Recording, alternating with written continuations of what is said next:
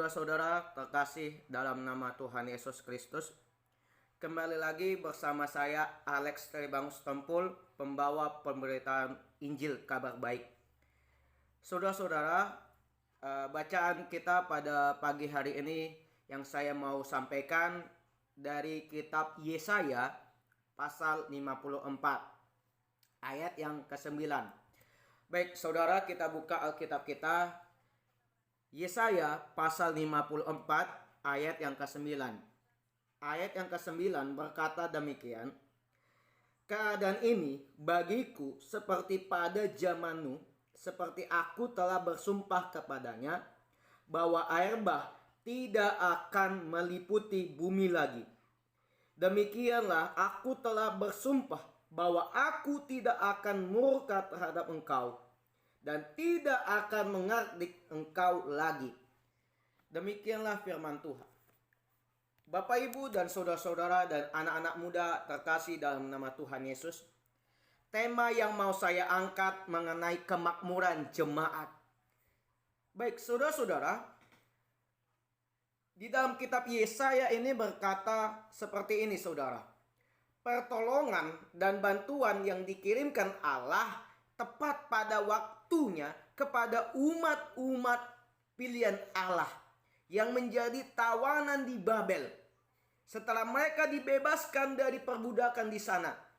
Di sini kita bawa tahu dalam umatnya itu adalah bangsa Israel, ya, yang dimana Allah Elohim atau Yahweh Jireh, yang kita tahu bahwa Yesua itu menyelamatkan, membawa bangsa Israel dengan utusan Musa.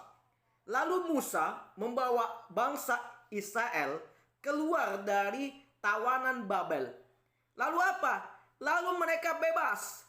Tetapi ingat, bangsa-bangsa Israel itu dalam perjalanannya mereka murka, mereka marah, mereka bersungut-sungut. Tetapi Yesus marah enggak? Tidak sama sekali, saudara. Justru Tuhan mengkabulkan semua, mengasihi mereka, mencintai mereka, saudara. Dengan hal demikian juga kita, saudara-saudara terkasih dalam nama Tuhan, kita dibebaskan dari dosa, kita dibebaskan dari perbudakan-perbudakan akan segala kefasikan, kebinasan kita. Saudara, hal itu dinubuatkan di sini sebagai perlambang dan bayangan dari semua penghiburan Allah Yahweh, Allah Elohim, Allah Adonai, Tuhan yang Maha Kudus, itu menyimpan bagi setiap jemaat secara umum dan semua orang percaya secara khusus dalam perjanjian anugerah yang dari Allah, saudara. Jadi saudara-saudara, Anda harus tahu bahwa pertolongan Tuhan itu datang sehingga kita menjadi kemakmuran yang terhebat dalam hidup kita. Tetapi Yesus atau Allah Yahweh tidak pernah lagi memberikan murka terhadap kita, saudara. Kita sudah dibebaskan. Tuhan tidak pernah lagi memberi apapun itu. Tetapi ingat, Tuhan yang palsu adalah iblis. Iblis yang memberi itu semua dari penyakit, saudara, dalam tubuh kita. Maka dari itu, waspadalah terhadap suara-suara. Sebab firman Tuhan berkata, ujilah suara roh-roh itu, apakah dari roh Allah atau dari roh setan. Berhati-hati. Tetapi di dalam kebinasanmu, Yesus akan menolong engkau. Makanya ada eklesia. Eklesia itu adalah orang yang dipanggil dan dibawa keluar dari kegelapan menuju ke dalam keterangan, terang dunia. Artinya, saudara, yang dimana kita yang tadinya binasa, kita bercela, kita bernoda dosa, ya saudara, tetapi sesungguhnya Tuhan tetap menolong kita. Tuhan tidak membawa kita kepada neraka. Ingat, Tuhan tidak pernah memberikan kita satu kenerakaan dalam hidup kita. Tetapi Yesus membuat kita menjadi penghiburan. Kita diangkat, kita disucikan, kita sudah dibebaskan, kita menjadi kemenangan dalam hidup kita. Saudara-saudara terkasih dalam nama Tuhan Yesus, jangan kita percaya kepada Allah-Allah lain yang mengatakan bahwa Tuhan murka, Tuhan Allah, agama Kristen itu adalah agama sesat. Jangan terlalu percaya. Tetapi ingat, penghiburan Allah ada dalam diri kita. Penghiburan Allah tersimpan dalam diri kita, orang-orang yang terkasih di dalam nama Tuhan Yesus. Saudara-saudara, demikianlah penjelasan pada pagi hari ini. Kita akan masuk ke dalam sesi yang kedua, yaitu poin dalam kitab Yesaya. Di sini saya akan menjelaskan lebih terperinci dalam kitab Yesaya ini. Shalom, Tuhan Yesus memberkati. Baik saudara-saudara terkasih dalam nama Tuhan Yesus, kita akan lanjut dalam kitab Yesaya. Poin dalam kitab Yesaya, kita lihat sama-sama kitab kita ini. Baca, lihat ayat yang ke-9. Berkata demikian, aku bersumpah kepadanya. Baik, aku bersumpah kepadanya. Yesus itu bersumpah terhadap siapa? Saya mau bertanya kepada saudara-saudara melalui YouTube channel saya di Injil Kristus Official. Saudara-saudara, di situ dikatakan apa? Aku bersumpah kepadanya. Aku di situ apa? Allah kan? Yesus.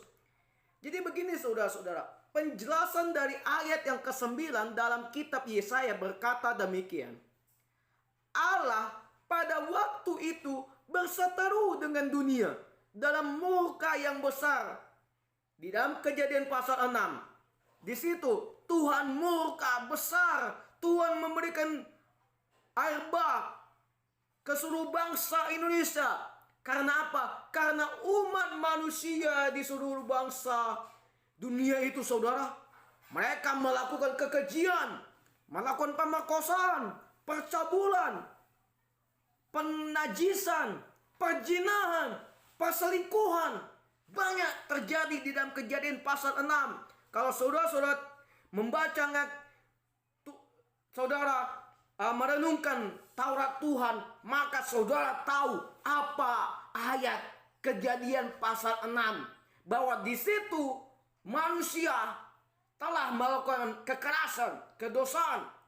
Kita bisa melihat saudara-saudara terkasih dalam nama Tuhan, di dalam dunia ini sudah terjadi namanya kekerasan, marak-marak perdosaan, percabulan, poligami, dan segala banyak yang telah dilakukan oleh manusia di bangsa bumi ini. Dan selama setahun penuh, manusia itu melakukan dosa. Kita sebagai agama Kristen juga pernah melakukan dosa, saudara. Orang-orang Kristen KTP, orang Kristen tanpa pertobatan itu sering melakukan dosa, sering melakukan kebinasaan. Ingat saudara, yang melakukan percabulan itu bukan agama lain, tetapi agama kita sendiri. Jangan kita memalukan agama kita sendiri. Kenapa? Karena Tuhan lebih tidak menyayangi engkau, tetapi ingat, Tuhan akan memberi satu kesempatan untuk engkau bertobat. Kalau engkau bertobat, maka pada akhirnya Yesus atau Allah kembali dalam kasih sayang abadi terhadap siapa? Terhadap kita. Tuhan tidak pernah memberikan lagi namanya bencana alam, gempa bumi, banjir, dan segala macam. Tetapi ingat, Tuhan yang palsu itu telah menyamar di dalam gereja-gereja kita. Bukan di gereja kesukuan saja, gereja GBI, GPDI, GKDI, GSJA, GBI Mawar Saron. Sudah banyak masuk Yesus-Yesus yang palsu, nabi-nabi palsu. Ingat saudara, Yesus berkata, lihatlah buahnya, lihatlah pengajarannya. Apakah itu benar atau salah saudara? Kita harus berbahagia untuk mengkaji, mempelajari dan meneliti Alkitab-Alkitab yang ada pada saat ini. Tetapi ingat saudara, setahun penuh Yesus tidak akan memberikan lagi sumpah serapah dengan manusia. Tetapi kebanyakan pendeta mengatakan, kalau engkau tidak bertobat, engkau akan masuk surga, engkau masuk neraka. Saya bertanya dulu kepada saudara, apakah manusia bisa dapat menentukan surga dan neraka? Tidak. Pendeta sekalipun dia sudah romo atau pastor, dia tidak berani mengatakan hal demikian. Tetapi pendeta kita sering mengatakan, kalau engkau tidak bertobat, murka Allah terjadi. Penyakit itu datang dari Allah. Tidak percaya saya. Kalau Yesus yang memberi penyakit itu, tetapi iblislah yang memberi penyakit itu semua. Tujuannya apa? Tujuannya agar kita menahan diri kita, agar kita tidak lagi masuk ke dalam kebinasaan. Saudara-saudara terkasih dalam nama Tuhan. Sebab ia sudah berkata, dan perkataannya tidak dapat dilanggar oleh siapapun. Seperti apa pelanggaran itu? Apapun itu, yaitu sumpahnya. Sumpahnya siapa? Sumpahnya Yesus terhadap manusia. Yesus pernah berkata kepada Nabi Nuh bahwa air bah pada zaman Nuh itu tidak akan lagi datang. Bahwa ia tidak akan lagi menenggelamkan dunia ini. Ingat, ini adalah perjanjian baru. Terjemahan baru sebenarnya ini saudara. Di dalam kitab Yesaya ini saudara. Pasal 54 ayat yang ke-9. Inilah perjanjian baru. Inilah terjemahan baru bagi kita. Tetapi ingat saudara, Tuhan tidak pernah memberi kita masalah lagi. Tuhan tidak pernah namanya memberi kehidupan kekesalan, kekerasan lagi dalam hidup kita. Tuhan tidak pernah lagi memberi goncangan. Sekarang engkau melihat COVID datang lagi enggak? Tidak. Karena apa? Kuasa Tuhanlah yang terjadi. Kuasa Tuhanlah yang menjadi marak-marak kehidupan kita, saudara. Kalau kita mendekatkan Tuhan, dan kita juga, saudara, kalau kita mengasihi Tuhan, Tuhan mencintai kita enggak? Mencintai. Kalau kita berdoa, kita mendekatkan diri kita kepada Tuhan, terjadi nggak mujizat itu? Terjadi. Kalau orang yang tidak percaya, Tuhan tidak akan membenci engkau. Percayalah. Tuhan tidak pernah menyuruh umatnya, sembahlah aku. Tidak. Tuhan tidak pernah mau dilayani. Tetapi kebanyakan kita melayani Tuhan. Tuhan bukan dilayani, tapi Tuhan justru melayani kita. Bukan kita sibuk membela Tuhan. Tuhan tidak pernah membela manusia. Ingat, manusia kebanyakan membela Tuhan. Justru Tuhan mengatakan, hanya menyuruh, datanglah kepada aku yang letih, lesu, beban berat. Itu hanya kata kajian, kata baku dalam Tuhan. Tuhan tidak memaksa orang-orang untuk berpindah agama Kristen, tidak pernah. Tetapi Yesus hanya menyuruh. Tetapi orang-orang dalam diri kita atau diri orang itu mau nggak mengikuti Yesus? Mau nggak belajar Alkitab? Kebanyakan orang Kristen memaksa agama lain untuk mengikuti agama Kristen. Tidak. Yesus tidak pernah memaksakan orang mengikuti dia. Dan Yesus tidak pernah mau dilayani. Tetapi Yesus yang menjadi pelayan bagi kita. Yesus yang melayani kita. Bukan kita sibuk-sibuk melayani. Jangan menjadi orang-orang yang paling sombong. Orang-orang yang paling tinggi hati. Jangan mau kita apa istilahnya, bekejar, terus mengejar. Oh, aku hebat loh, aku ini loh. Jangan. Tetapi ingat, Tuhan tidak pernah lagi murka atau marah. Tapi apa? Tuhan mengasihi kita, mencintai kita, membela kita, menjadi perisai dan mazmur kita, saudara-saudara. Dan semenjak itu Allah telah memegang perkataannya. Ingat guys, bawah ini saudara. Allah telah memegang perkataannya.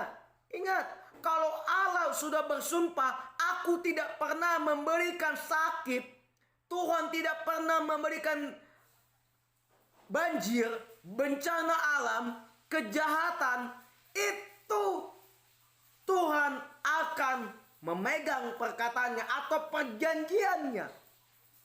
Saudara, meskipun dunia sudah sangat menyurutkan murkanya atau menyudut-nyudutkan murka Yesus atau memperbesarkan, oh Allah itu akan marah kepada engkau kalau engkau tidak mengikuti Yesus. Kata siapa? Saudara, jangan mau ikut dogma gereja. Jangan sekali-kali engkau mengikuti dogma gereja. Kalau engkau mengikuti dogma gereja, kamu akan disesatkan oleh pengajaran-pengajaran di dalam gereja. Dan ia akan tetap memegang perkataannya. Ingat, Yesus tetap memegang perkataannya. Tetapi kita manusia, kalau kita sudah bersumpah, kita berjanji, kita melanggar. Tetapi sebaliknya Allah bersumpah, berjanji. Ada nggak dia melanggar? Tidak ada. Tidak ada Allah yang melanggar setiap janji-janjinya. Kalau Allah sudah bersumpah, Allah sudah berjanji, diingkar nggak janjinya? Tidak. Makanya Tuhan mengasihi kita. Tuhan mencintai kita. Oh, kadang kita, oh iya, aku bersumpah hari ini ya, aku menyakiti engkau. Kita bersumpah, kita minta maaf. Besoknya kita ulangi lagi perkataan kita, janji kita. Seperti apa ya? Ada pepatah, lidahmu atau air liurmu itu kamu tumpahkan, kamu jilat lagi. Istilahnya itu. Artinya apa? Apa yang kita omongkan itu kita masukkan lagi, kita langgar, kita lakukan lagi. Begitu manusia. Tetapi Allah atau Yesus tidak pernah melanggar sama sekali janji-janjinya. Tuhan tetap setia, Tuhan tetap cinta terhadap yang lain. Ya saudara, sebab dunia ini yang ada sekarang ini disediakan untuk siapa? Untuk api pencurahan Roh Kudus itu dalam hidup kita. Ingat saudara, poin yang selanjutnya. Jadi, betapa perjanjian anugerah itu tak dapat dilanggar oleh siapapun. Ingat, janji Tuhan begini. Apa yang dikatakan? Aku telah bersumpah bahwa aku tidak akan murka terhadap engkau. Garis bawahi terhadap engkau ini siapa? Manusia. Kita sebagai manusia, saudara. Seperti sebelumnya. Dan tidak akan menghardik engkau lagi. Ingat, di garis bawah ini saudara. Aku telah bersumpah bahwa aku tidak akan murka terhadap engkau. Dan juga berikutnya perkataannya Allah yang kedua. Apa yang dikatakan? Dan tidak akan menghardik engkau lagi. Apa maksudnya, saudara? Pertanyaannya, apa maksudnya dari perkataan Tuhan ini? Mari kita lihat sama-sama saudara. Seperti yang sudah Yesus lakukan, ya, ia tidak akan begitu marah terhadap manusia, terhadap engkau, sehingga mencampakkan engkau dan melanggar perjanjiannya itu tidak akan lagi. Yesus tidak pernah mencampakkan kita kepada api neraka, saudara. Tuhan tidak pernah membawa kita kepada api neraka lagi. Dan juga Tuhan tidak pernah melanggar janjinya terhadap kita. Walaupun Tuhan tetap mencintai kita, saudara. Ya, ingat.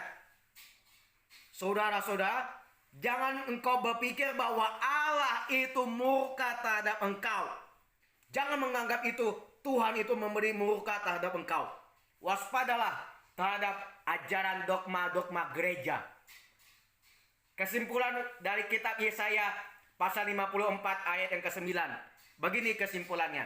Tuhan tidak akan murka lagi kepada bangsa-bangsa, tetapi Tuhan tetap mengasihi kita. Demikianlah firman Tuhan pada pagi hari ini.